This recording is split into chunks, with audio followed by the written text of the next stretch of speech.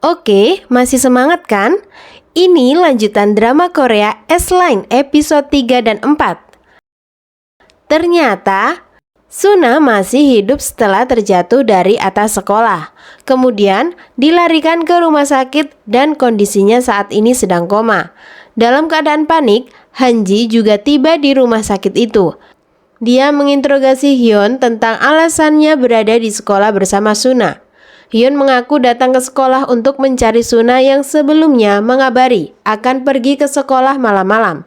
Namun Hyun tidak tahu alasan Suna datang ke sekolah dan tidak percaya bahwa Suna datang ke sekolah untuk bunuh diri.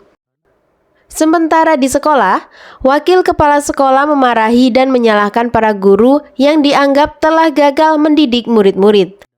Menurutnya, hal seperti ini tidak seharusnya terjadi di lingkungan sekolah karena kekacauan ini hampir saja terjadi tawuran antara para guru.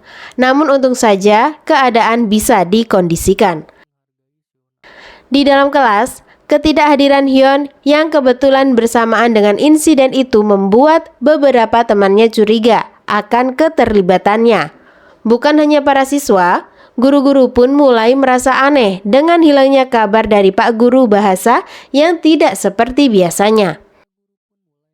Lalu adegan berpindah kepada salah satu guru bernama Jongwoo.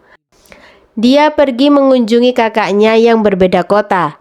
Di sana dia memberikan sebuah boneka sebagai hadiah kecil untuk keponakannya.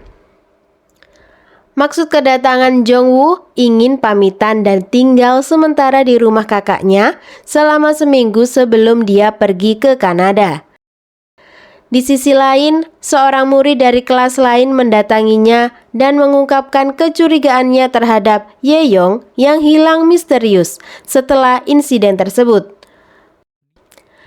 Kyung-jin percaya bahwa insiden ini bukanlah kecelakaan biasa, melainkan disengaja oleh orang-orang terdekat Suna yang ingin menyingkirkannya.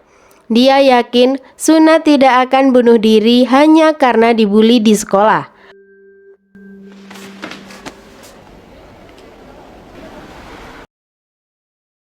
Ketika ditanya, murid itu berkata bahwa ia membelinya setahun yang lalu bersama ibunya dan baru memakainya sekarang karena merasa tidak nyaman dengan lensa kontak.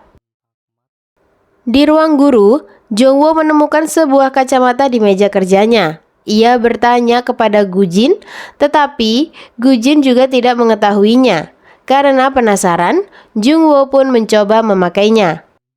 Jongwoo kaget ketika melihat garis-garis merah misterius muncul di atas kepala orang-orang di sekelilingnya. Hanji lalu bertanya tentang siswa yang sering mengucilkan Suna di sekolah, tetapi ternyata siswa tersebut juga menghilang tanpa kabar. Dia kemudian menunjukkan foto salah seorang siswa yang merupakan pacar Suna, yang terakhir kali bersama Suna dan menginterogasinya. Dari siswa itu, Hanji mendapat informasi penting. Setelah selesai berfoto, Suna tiba-tiba berlari panik karena mengaku kehilangan sesuatu. Hanji kemudian memeriksa rekaman CCTV dan mendapati Ye-young diam-diam mengambil tas milik Suna sebelum akhirnya menghilang tanpa jejak. Di sisi lain, Jongwoo bertemu dengan suami kakaknya dan meminta izin tinggal di situ selama seminggu. Saat berada di dalam lift untuk membeli sesuatu, pandangan Jongwoo tiba-tiba fokus pada garis merah di kepala kakak iparnya yang mengarah ke suatu tempat. Jongwoo merasa curiga kalau kakak iparnya main-main sama cewek tetangga apartemennya. Keesokan harinya, atasan Hanji tiba-tiba menutup kasus Suna. Hasil pemeriksaan dokter menyatakan bahwa insiden itu murni bunuh diri. Dan pihak yayasan sekolah juga menutup rapat-rapat tentang insiden itu untuk menjaga nama baik sekolah. Namun Hanji yang percaya keponakannya tidak akan melakukan hal tersebut, bertekad untuk tetap menyelidiki kasus ini sampai tuntas secara diam-diam. Di sekolah, Gujin memuji penampilan Jongwoo yang terlihat cocok dengan kacamata barunya. Jongwo melihat dan memperhatikan garis-garis yang ada di atas guru lainnya, dan ada juga garis-garis itu terhubung dengan sesama guru. Sangat-sangat mengencerotkan sekali. Keesokan harinya, para guru digemparkan oleh postingan foto yang menunjukkan hubungan terlarang antara guru bahasa dengan salah seorang muridnya, yaitu Yeyong. Melalui kacamatanya, Jongwo bisa melihat garis merah di atas kepala mereka. Foto itu dengan cepat menyebar di kalangan siswa, membuat teman-teman Hyun terkejut.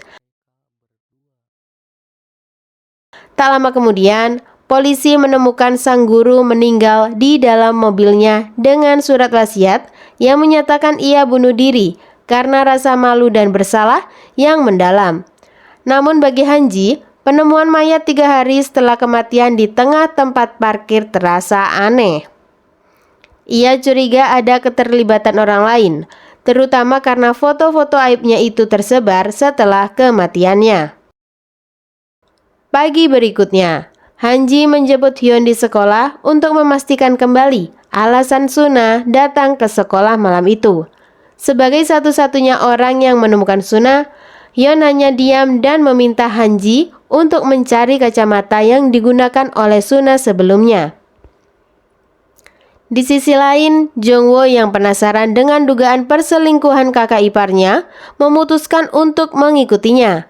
Ternyata benar, suami kakak iparnya berselingkuh dengan wanita penghuni kamar nomor 407. Menyadari perbuatannya telah terbongkar, suami kakaknya mencoba memberi penjelasan dan meminta Jongwo memikirkan kakaknya.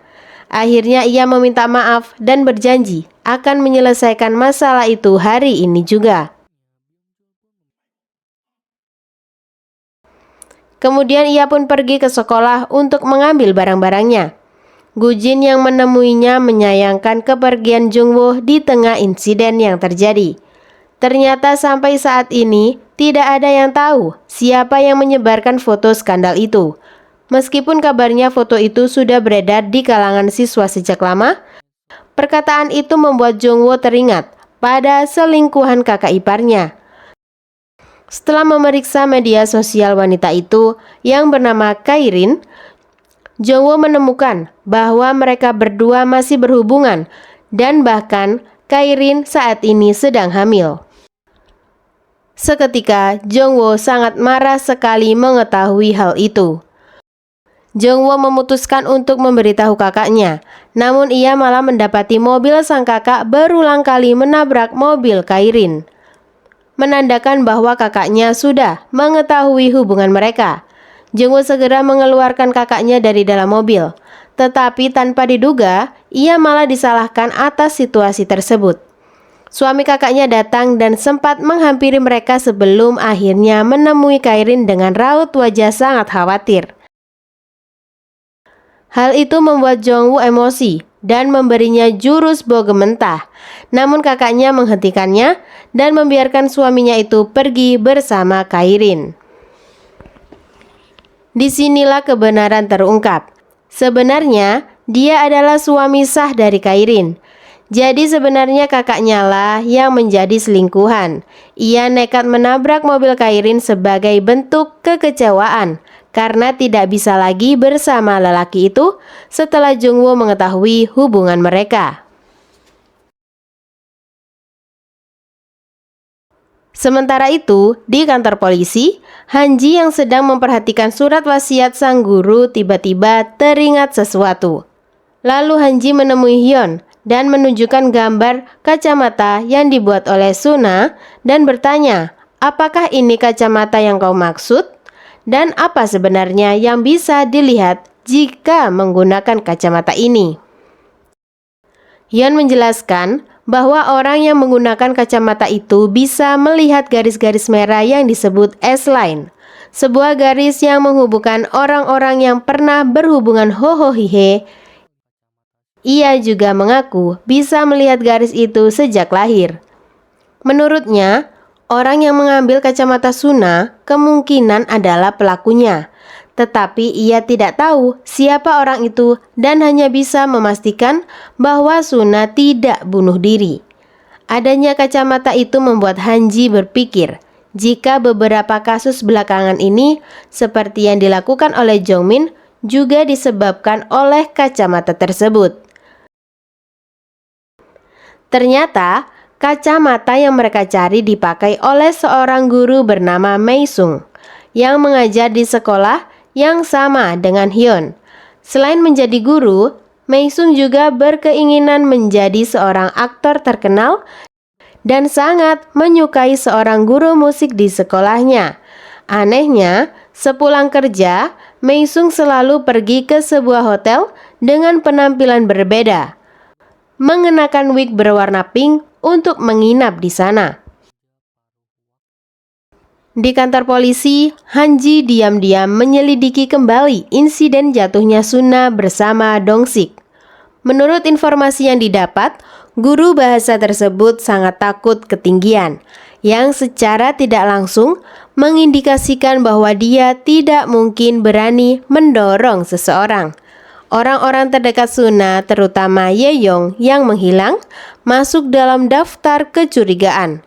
Namun Hanji tetap percaya keponakannya tidak akan pernah bunuh diri dan lebih penasaran dengan kacamata yang dipakai Suna belakangan ini, yang membuatnya berubah menjadi orang yang berbeda.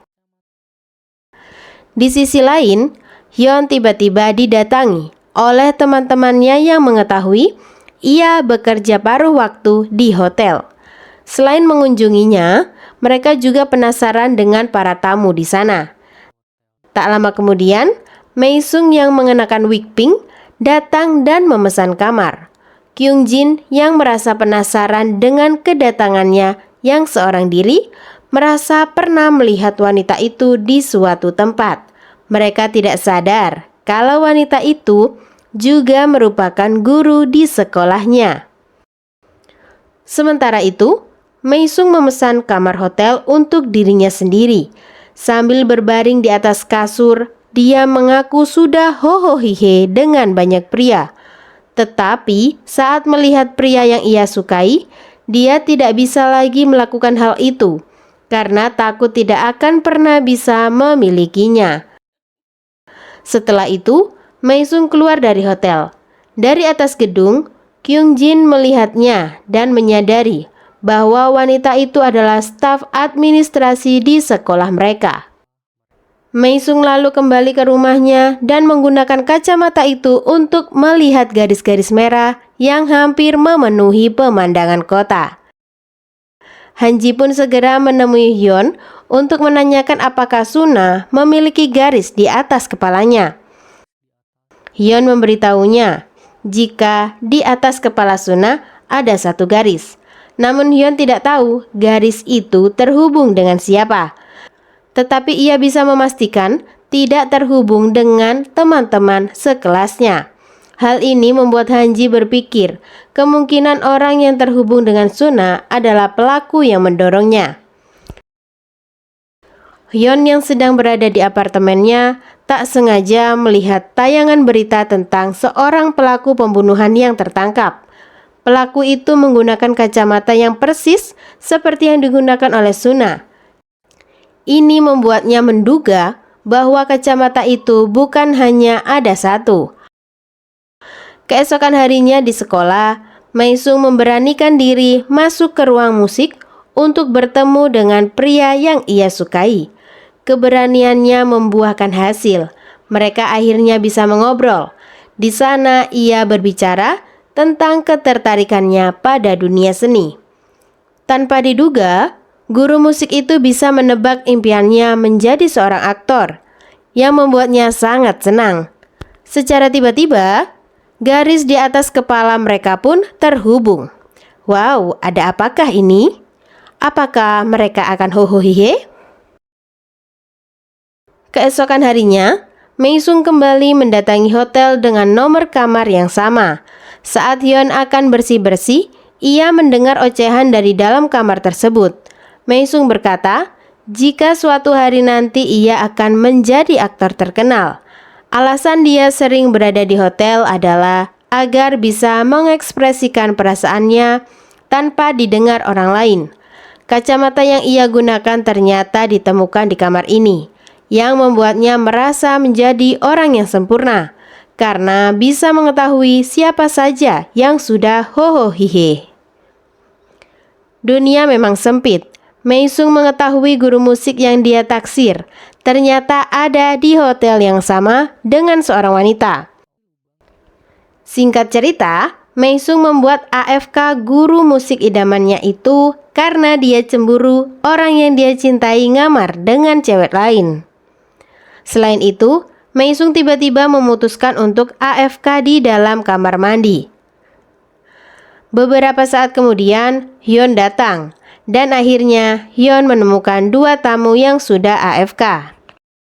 Polisi pun datang untuk menyelidiki kasus ini, namun Han Ji tidak menemukan kacamata yang dicarinya di dalam sana. Hyun tidak bisa memastikan apakah mereka punya hubungan, karena garis di kepala mereka tidak saling terhubung. Tapi ia berpikir insiden ini pasti berkaitan dengan kacamata yang digunakan oleh Mei Sung. Karena setelah memakainya, Mei Sung mulai terlihat berbeda. Kacamata itu memberikan kemampuan, namun jika berada di tangan yang salah, akan sangat berbahaya. Han Ji lalu pergi menemui adik iparnya Suna di rumah sakit. Di sana ia mulai berpikir jika insiden yang menimpa Suna benar-benar ada kaitannya dengan kacamata tersebut. Kemudian Han Ji kembali ke TKP untuk mencari kacamata itu di dalam kamar mandi. Setelah ia menguras air di dalam bak, kacamata itu tiba-tiba muncul. Han Ji lalu memakainya, dan betapa kagetnya dia setelah melihat garis-garis merah di atas kepalanya sendiri. Di sini Han Ji kaget dan bingung setelah mengetahui ada ratusan garis merah di atas kepalanya. Ya, inilah pro player hohohihe dengan ratusan pengalaman dengan cewek lain. Nantikan episode 5 dan 6 di channel ini ya. Bye-bye.